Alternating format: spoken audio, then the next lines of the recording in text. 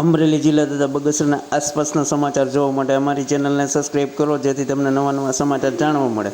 મળતી વિગત મુજબ બગસરા વાંઝા જ્ઞાતિ પ્લોટમાં લોકમેળાનું આયોજન કરવામાં આવ્યું હતું, જેમાં બગસરાવાસીઓ આનંદથી આ મેળાનો લાભ લીધો હતો.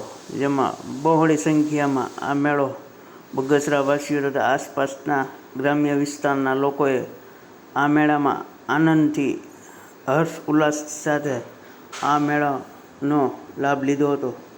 તેમજ આ વિશાળ સંખ્યામાં તમે જોઈ શકો છો કે આ લોકો મેળામાં આનંદ માણી રહ્યા છે. રિપોર્ટર સમીર વિરાણી, બગસરા.